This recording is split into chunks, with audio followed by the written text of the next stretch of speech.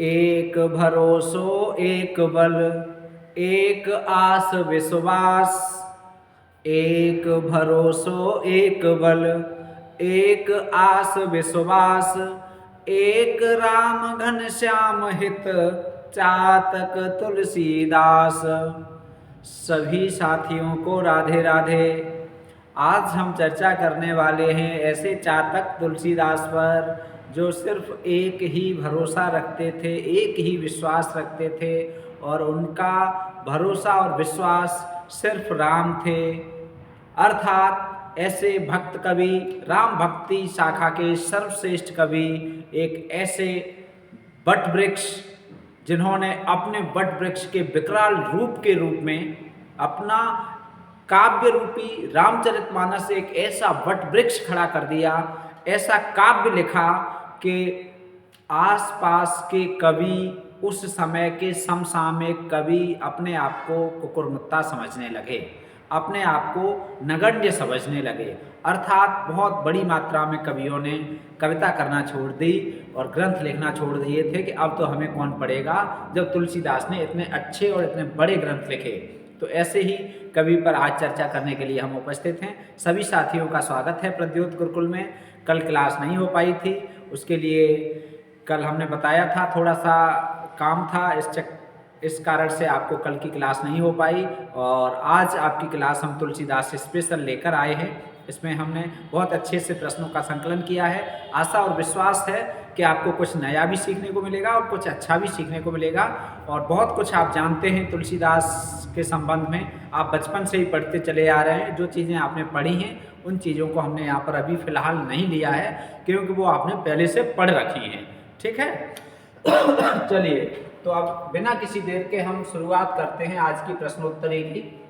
चलिए बिना किसी देर के तो सभी साथी शीघ्रता से जुड़ जाएं और क्लास को शेयर कर दें जिससे कि संख्या थोड़ी ठीक हो जाए। ठीक है, चलिए भाई आज की क्लास शुरू करते हैं। तुलसीदास ने विनय की कितनी भूमिकाएं बताई हैं? तुलसीदास ने विनय की कितनी भूमिकाएं बताई हैं? तुलसीदास ने विनय की कितनी भूमिकाएं बताई हैं? 3, 7, 11 या 19? ठीक है, विनय तो जानते ही होंगे।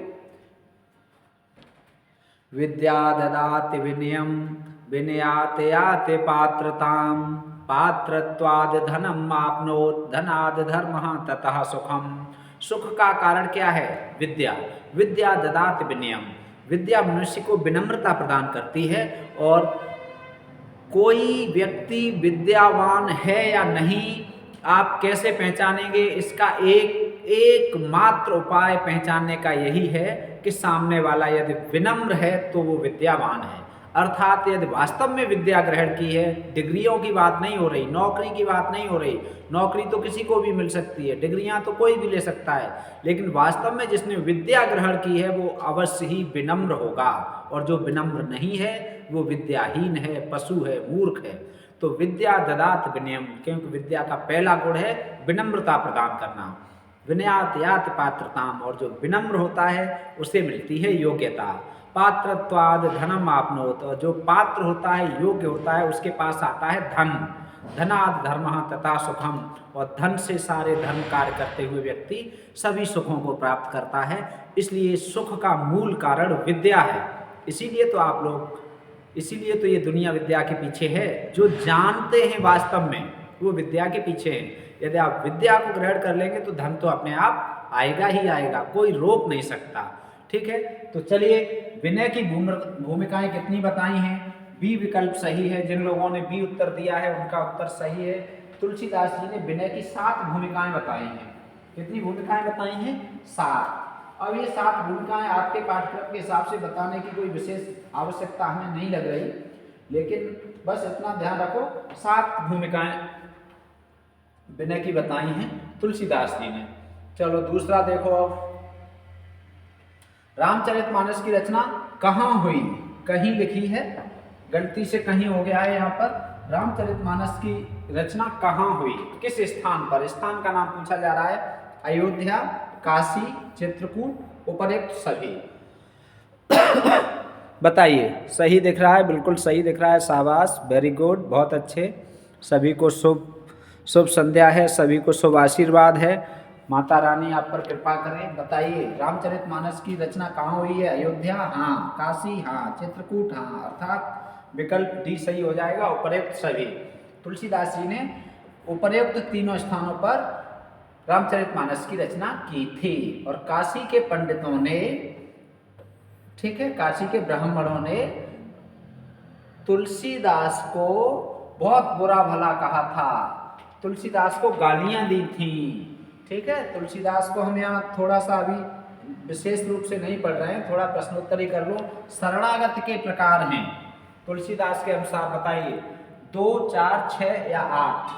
शरणागत के प्रकार कितने हैं तुलसीदास के अनुसार? शरणागत के प्रकार बताइए। तीसरा प्रश्न है, बताओ तुलसीदास के अनुसार शरणागत के प्रकार बताइए, ए, बी, सी या डी। शरणागत कितने प्रकार का होता है? तुलसीदास ने कितने प्रकार के शरणागत की बात कही है? बताओ, ए, बी, सी, डी। तो शरणागत 2, 4, 6 या 8। तो तुलसीदास जी ने 6 प्रकार की शरणागति बताई है, सी विकल्प सही हो जाएगा। चलिए अब बढ़ते हैं अगले प्रश्न की ओर। चौथा प्रश्न, आसक्तियां कितनी हैं? तुलसीदास के अनुसार आसक्तियां 7, 11, 21, 51। बताओ आसक्तियां कितनी हैं? चौथा प्रश्न है, बहुत अच्छा प्रश्न है। बताइए ए, बी, सी, डी कौन सा सही होगा? तुलसीदास के अनुसार आसक्तियां कितनी हैं? तो चौथे प्रश्न का बी विकल्प सही है। ठीक है, चौथे प्रश्न का, चौथा प्रश्न है आसक्तियां कितने प्रकार की हैं? तो आसक्तियां 11 प्रकार की होती हैं। ठीक है, चलो अगला देखते हैं। पांचवा प्रश्न, आचार्य हजारी प्रसाद द्विवेदी के अनुसार तुलसी का जन्म स्थान। चलो भाई, आचार्य हजारी प्रसाद द्विवेदी के अनुसार तुलसी का जन्म स्थान बताओ। आचार्य हजारी प्रसाद द्विवेदी के अनुसार तुलसीदास का जन्म स्थान बताइए। ये तो दोहा आप जानते ही होंगे, संबत 1680 असी गंग के तीर, श्रावण शुक्ला सप्तमी, तुलसी तजो शरीर। बताइए, ये जानते हैं कि नहीं? जन्म वाला भी दोहा है, एक निधन वाला भी दोहा है, और एक वैराग्य वाला भी दोहा है। इनकी पत्नी ने दोहा कहा था, तो अस्थि चर्म में देह ममता में ऐसी प्रीत। तो ये सारे दोहे आपको बचपन से पढ़ते पढ़ते इतने बड़े हुए हो तो ये सारे दोहे याद होंगे, इसलिए हमने अभी यहाँ पर चर्चा नहीं की है। सोरों एटा, ठीक है, वर्तमान में ये सोरों कासगंज में आता है। ठीक, वैसे पहले एटा में ही था। राजापुर, बांदा, पटियाली और बलिया। तो आचार्य हजारी प्रसाद द्विवेदी के अनुसार सोरों इनका जन्म स्थान है, एटा। ठीक है, और रामचंद्र शुक्ल के अनुसार ये सही होगा। आचार्य रामचंद्र शुक्ल ने कहाँ माना है? रामचंद्र शुक्ल ने बांदा। ठीक है, बांदा राजापुर नामक स्थान पर बांधा है इन्होंने, आचार्य रामचंद्र शुक्ल ने। ठीक है, तो ए विकल्प सही है। चलिए भाई, पांचवा हो गया। छठा, तुलसी की रचनाओं के संबंध में असंगत है। तुलसी की रचनाओं के संबंध में असंगत है, ये आपको ढूंढना है कौन सा असंगत है। बताओ तुलसीदास की रचनाओं के संबंध में, तुलसीदास की रचनाएं आचार्य रामचंद्र शुक्ल के अनुसार 12 हैं, शिव सिंह सेंगर के अनुसार 16 हैं, मिश्र बंधुओं के अनुसार 21 हैं, नागरी पिचाड़ी सभा की खोज रिपोर्ट के अनुसार 37 हैं। अब तुलसीदास की कितनी रचनाएं मानी जाती हैं, ये आपको इनमें से चयन करना है। बताइए कौन सा असंगत वाला चयन करना है। 3 संगत होंगे, 1 असंगत होगा, उसी असंगत का चयन कीजिए। बताइए भाई, तुलसीदास की रचना कितनी हैं? तो तुलसीदास की रचनाएं मेरे हिसाब से आपको पता होंगी। आचार्य रामचंद्र शुक्ल ने तो 12 मानी हैं, ये तो बच्चा बच्चा जाने हैं। ठीक है, एक विकल्प तो हटा दिया हमने। अब शिव सिंह सेंगर और इन 3 में से बताइए आप। शिव सिंह सेंगर, ठीक है, और मिश्र बंधु, नागरी पिचाड़ी सभा की रिपोर्ट। अब बताओ, तो शिव सिंह सेंगर ने इनकी रचनाएं मानी हैं 18। कितनी मानी हैं? 18, अर्थात बी विकल्प सही हो जाएगा, ये असंगत हो गया। मिश्र बंधुओं ने 21 मानी है और नागरिक पिछाड़ी सभा की खोज रिपोर्ट ने 37 मानी है। ये तीनों विकल्प संगत हैं और शिवसेन सेंगर ने 18 इनकी रचनाएं मानी है। आचार्य रामचंद्र शुक्ल ने 12 प्रामाणिक रचनाओं की चर्चा की है और 12 ही सामान्यतः सर्वमान्य माना जाता है, मत 12 है। चलो भैया, इसमें 7 कांड नहीं है। तुलसीदास की कौन सी रचना है जिसमें 7 कांड नहीं है? 7 कांडों वाली रचनाएं उनकी कौन कौन सी हैं और कौन सी नहीं है, ये आपको पता होना चाहिए। एक प्रश्न यहाँ से बनता है 7 कांड वाली रचनाओं से, आप नोट कर लेना।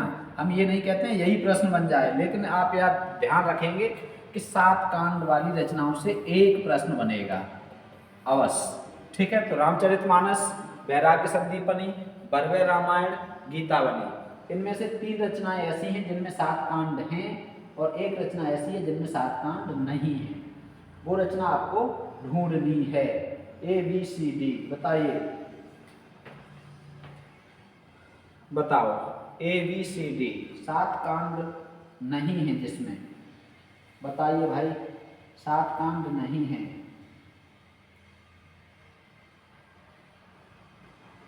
चलो बताओ। रामचरितमानस में हैं, बरवेरा संदीपनी में, वैराग्य संदीपनी में नहीं है, इसमें हैं और इसमें हैं। अर्थात वैराग्य संदीपनी में 7 कांड नहीं है, वैराग्य संदीपनी में नहीं है, बाकी में है।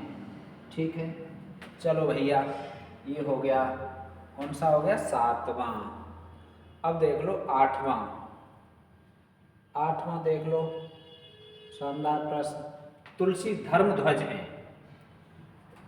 बहुत महत्वपूर्ण। ठीक है, तुलसी धर्म ध्वज हैं, कथन किसका है? चतुरसेन शास्त्री, स्मिथ, नाभादास, रामविलास शर्मा। बताइए ABCD, तुलसी धर्म ध्वज है, किसने कहा है? बताइए भाई, तुलसी को धर्म ध्वज किसने कहा है? कमेंट करके बताइए, तुलसी धर्म ध्वज हैं, ये कथन किसका है? तुलसी धर्म ध्वज हैं, किसने कहा है? तुलसी धर्म ध्वज हैं, किसने कहा है? बताओ भाई, बताओ भाई, बताओ। तो ये कथन किसका है? 8वां प्रश्न है और ये कथन है, A विकल्प सही है, चतुरसेन शास्त्री का। चतुरसेन शास्त्री ने कहा है कि तुलसी धर्म ध्वज है। ठीक है, और इन्होंने क्या कहा है? इन्होंने क्या कहा है? इन्होंने क्या कहा है? ये आप कमेंट करके बता दीजिए यदि आपको पता है। कारण क्या है कि तुलसीदास के संबंध में कथन हम एक वीडियो आपको दे चुके हैं और वो बहुत महत्वपूर्ण वीडियो है, महत्वपूर्ण कथन हमने आपको सब दिए हैं उसमें। तो वो वीडियो आपने देखी है तो अच्छी बात है, नहीं देखी है तो देखनी चाहिए। ठीक है, इसलिए हम यहाँ इन कथनों की चर्चा नहीं कर रहे। ठीक, यह सोहर छंद में है, बहुत बढ़िया।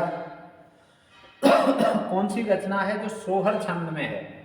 बताइए, सोहर छंद में है कौन सी रचना? बरवे रामायण, पार्वती मंगल, वैराग्य संदीपनी, रामलला, नहछू। बताओ ABCD, सोहर छंद में रचना कौन सी है वो आपको बतानी है।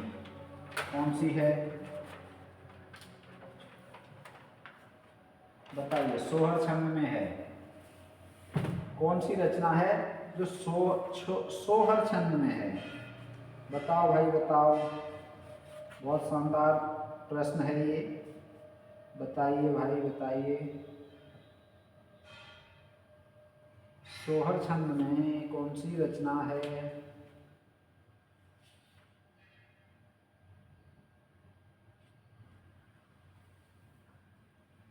चलो अब हम बताते हैं, इसमें D विकल्प सही है। सोहर छंद में कौन सी है? रामलला नहछू। रामलला नहछू सोहर छंद में रचना है।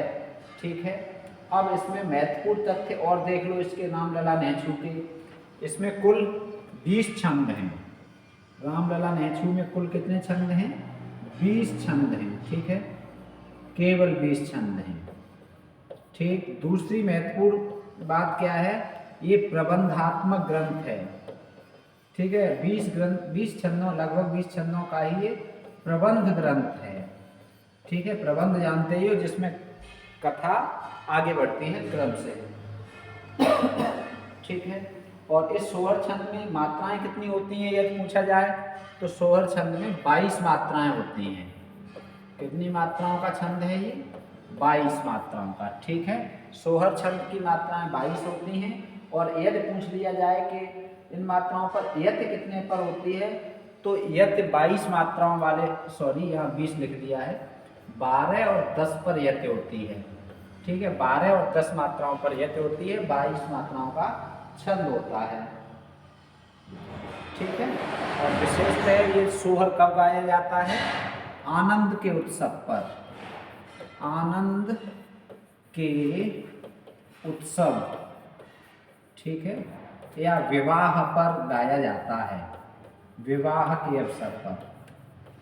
ठीक है, ये सोहर छंद गाया जाता है। ठीक है, तो ये विशेष बातें होगी सोहर छंद और रामलला नेछू की। ठीक है,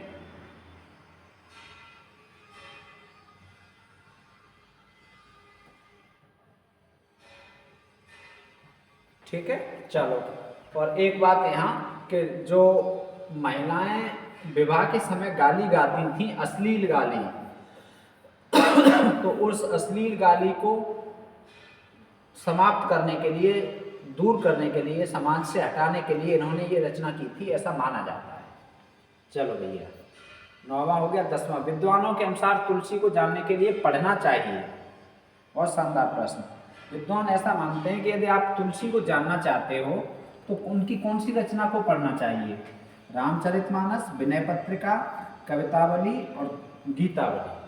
बहुत अच्छा प्रश्न है, बहुत शानदार प्रश्न है। ठीक है, विद्वानों के अनुसार तुलसी को जानने के लिए कौन सी रचना पढ़ना चाहिए? विद्वानों के अनुसार तुलसी को जानने के लिए कौन सी रचना पढ़नी चाहिए? रामचरितमानस, विनय पत्रिका, ठीक है, कवितावली और गीतावली। बताओ कौन सा प्रश्न 10 का कौन सा सही हो जाएगा? 10 का सही हो जाएगा बी विकल्प। ठीक है, कौन सा सही हो जाएगा? बी। विद्वानों के अनुसार विनय पत्रिका पढ़नी चाहिए यदि तुलसी को जानना चाहते हो तो। ठीक है, और राम को जानना चाहते हो तो रामचरितमानस पढ़ो। ठीक है, तुलसी को जानना चाहते हो तो विनय पत्रिका पढ़ो। चलो 10 हो गए। अगला देखो, 11वां देखो। अब बाबा रघुवर दास ने तुलसी के पिता का नाम क्या बताया है? बाबा रघुवर दास ने तुलसी के पिता का नाम क्या बताया है? बताइए, बाबा रघुवर दास ने तुलसी के पिता का नाम क्या बताया है? आत्माराम दुबे, शेष सनातन, मुरारी मिश्र, नरहर दास। बताइए, ABCD। बहुत शानदार प्रश्न है, अच्छा प्रश्न है। अच्छे अच्छे प्रश्न को हम लाते ही हैं, ये बात तो आप जानते ही हो पहले से। बताइए कौन सा सही है? बाबा रघुवर दास के अनुसार, बाबा रघुवर दास के अनुसार तुलसी के पिता का नाम क्या है? बताइए, सही आ रहा है? बिल्कुल सही आ रहा है। सामान्यतः तुलसी के पिता का नाम माना जाता है आत्माराम दुबे, और बाबा नरहर दास ने इनके पिता का नाम बताया है मुरारी मिश्र। क्या बताया है? मुरारी मिश्र। ठीक है, शेष सनातन से इन्होंने क्या किया था? ज्ञान प्राप्त किया था, वेदांत आदि का, दर्शन आदि का। ठीक है, काशी में। और नरहर दास इनके गुरु थे। ठीक है, तो ये सब आप जानते हैं। तो मुरारी मिश्र, सी विकल्प सही है, बाबा नरहर दास। अगला है, अवधि में रचित रचना है। अब बताओ इसमें अवधि में कौन सी है? A, B, C या D? अवधि में रचित रचना है। 12वां प्रश्न,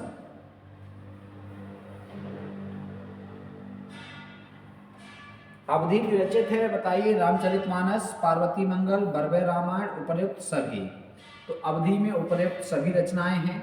ठीक है, डी विकल्प सही है। आप ध्यान रखेंगे, अवधि और ब्रज की रचनाएं आप तैयार रखेंगे। ठीक है, ध्यान रखेंगे अवधि की रचनाएं कौन कौन सी हैं, ब्रज की रचनाएं कौन कौन सी हैं।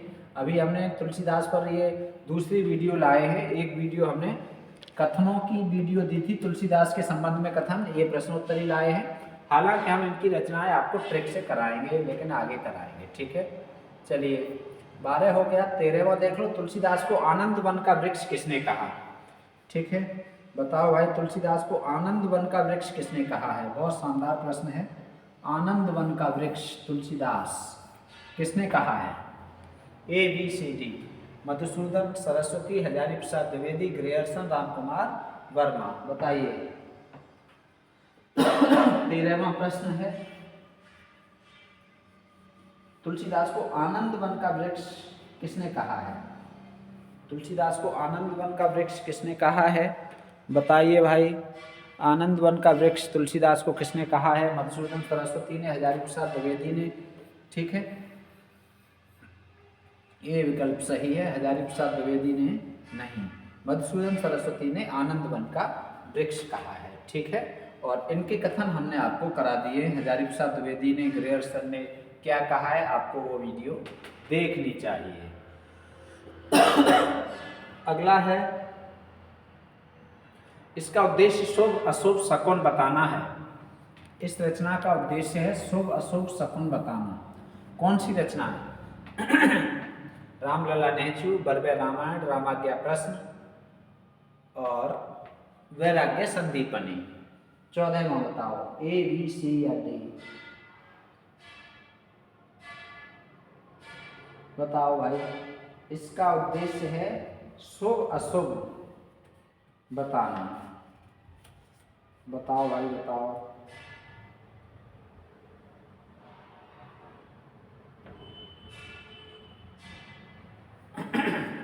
बताओ, रामाज्ञा प्रश्न। ठीक है, कौन सा सही हो जाएगा इसमें? रामाज्ञा प्रश्नावली या रामाज्ञा प्रश्न। इसमें शुभ अशुभ शकुन पर चर्चा की गई है। 7 सर्ग हैं इसमें। कितने सर्ग हैं? 7। ठीक है, एक सर्ग में 7 सप्तक हैं। सप्तक। ठीक, एक सप्तक में 7 दोहे हैं। एक सप्तक में कितने दोहे हैं? 7 दोहे। इस प्रकार से कुल कितने हो जाएंगे? 7 सर्ग हैं। प्रत्येक सर्ग में 7 सप्तक हैं और प्रत्येक सप्तक में 7 दोहे हैं। अब बताओ कितने हो जाएंगे? 7 सर्ग हैं।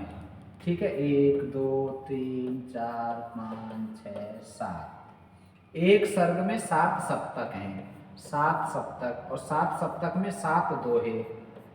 ठीक है, 1 2 3 4 5 6 7। अब जब 7 दोहे हैं, ठीक है, एक में, अब 7 दोहे, अब सप्तक कितने? एक में 7। ठीक, अब यहाँ 7 सत्ते 49, 7 गुणा 7 अर्थात 49, और 49 गुणा 7, ठीक है, कितना हो गया? 7 9 63, 3 हासिल 6, और 7 चक 28, 28 और 6, 28 के बाद 6 जोड़ोगे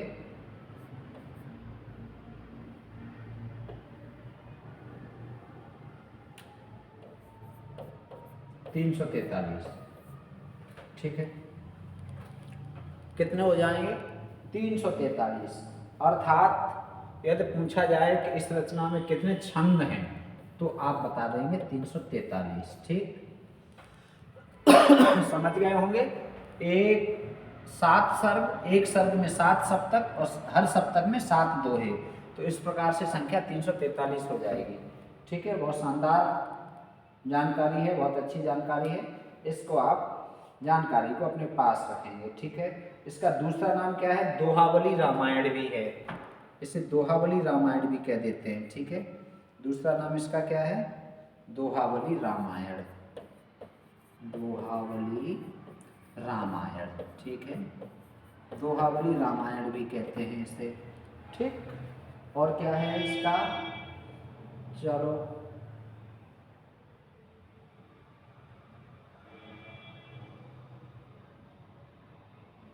यह रचना किसके आग्रह पर रची गई थी? ये महत्वपूर्ण, मोस्ट इंपॉर्टेंट। पंडित गंगाराम ज्योतिषी। पंडित गंगाराम ज्योतिषी के आग्रह पर। पंडित गंगाराम ज्योतिषी के आग्रह पर यह रचना लिखी गई।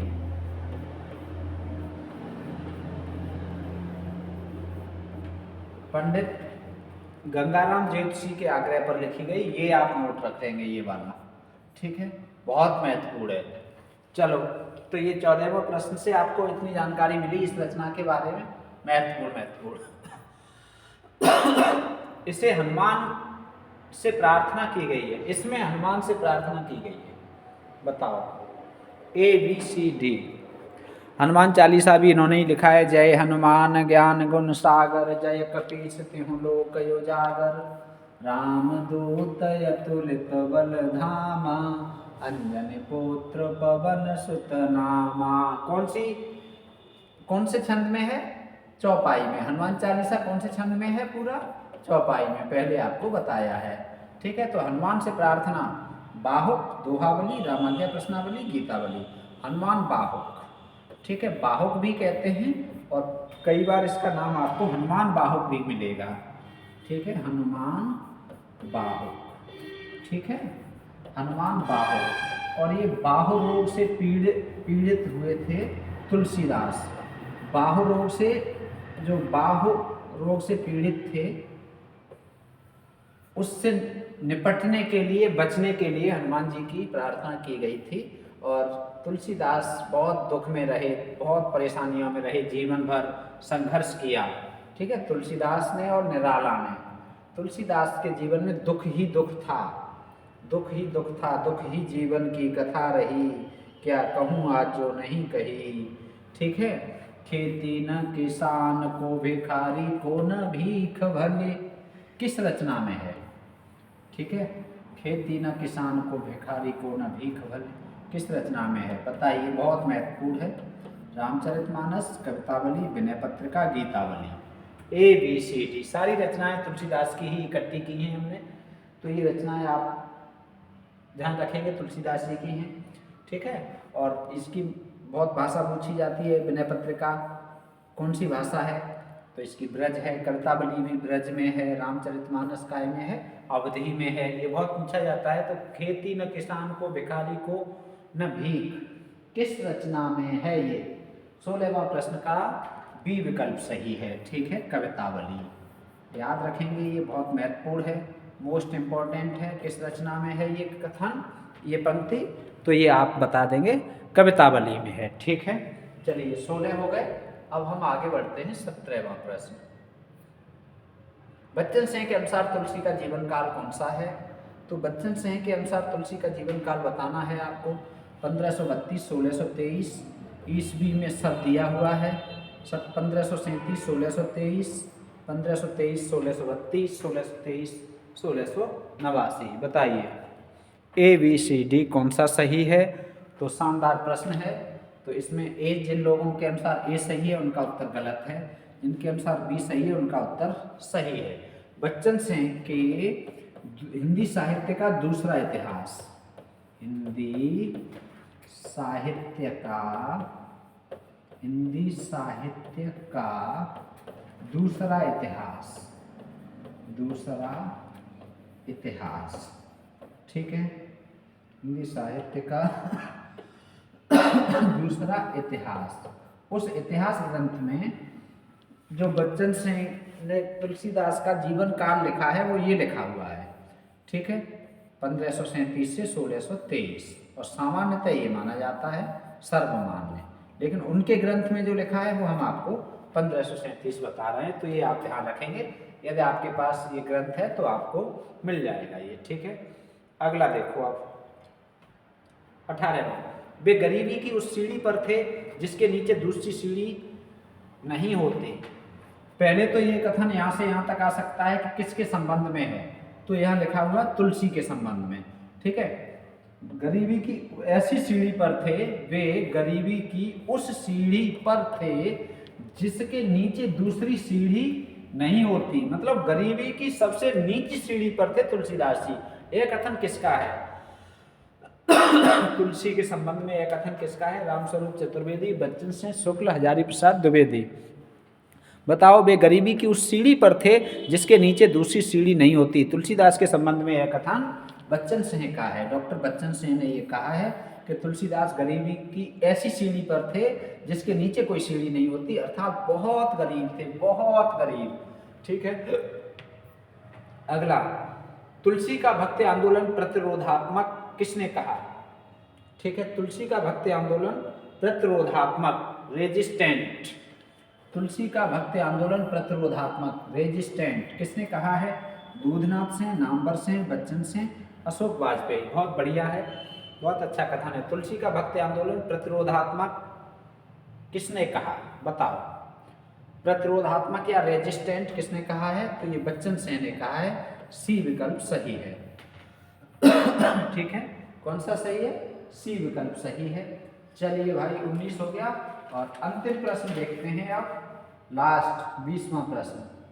चलो, और शानदार प्रश्न है। 20वां प्रश्न देख लो। रामविलास शर्मा तुलसीदास की इस पंक्ति पर लट्टू हैं।